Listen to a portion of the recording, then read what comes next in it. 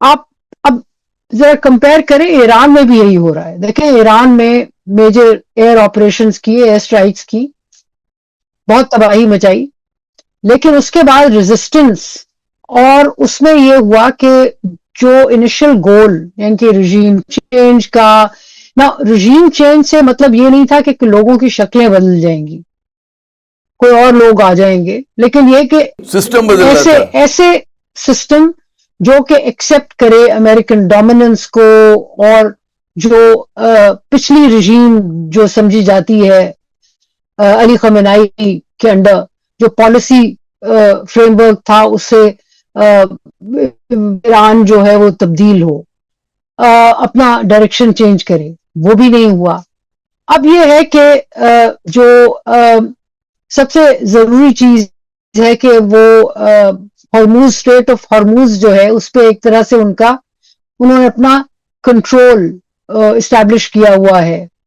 ساری دنیا کی شپنگ رکی ہوئی ہے، بلکہ ابھی ٹرمپ جب گئے تھے چائنا گئے تھے، تو جو میں سمجھتی ہوں کہ اس دورے سے جو دو امپورٹنٹ چیزیں مجھے سمجھ آئیں، ایک تو یہ تھا کہ چائنا نے ایگری کیا کہ وہ ایران کو ویپنائز نہیں کریں گے، اور انہوں نے ایگری کیا کہ ہرمز کو کھلنا چاہیے.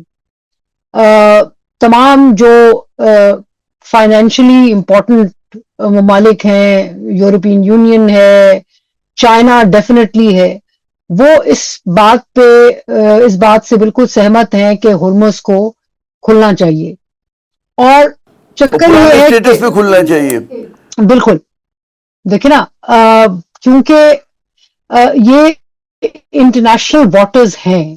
صرف ایک دیکھیں، ایران اور عمان دونوں شیئر کرتے ہیں ہرمز، اور ان کے ٹیریٹوریل واٹرز بھی وہی ہیں، لیکن یہ جو ہے عمان نے United Nation Convention on Law of the Seas sign کیا ہوا، ایران نے نہیں کیا ہوا. لیکن اتنے سالوں سے، اتنے دہائیوں سے جو کنونشن تھا، جو کسٹم تھا، وہ یہ تھا کہ this was treated as international waters. کوئی اس پہ رکاوٹ نہیں تھی انٹرنیشنل شپنگ کے لیے.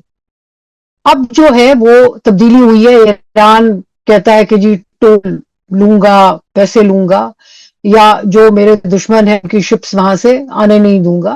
تو اس کی وجہ سے جو رکاوٹ ہوئی ہے، اس سے دنیا کے بہت سارے لوگ ڈسٹرب ہیں، اور ایک بہت خدشہ ہے کہ اگر یہ اگست تک نہیں ختم ہوتا یہ بلاکیڈ، اور کاؤنٹر بلاکیڈ امریکہ کا، اور اس کی وجہ سے جو جھگڑا ہے ہرمز کی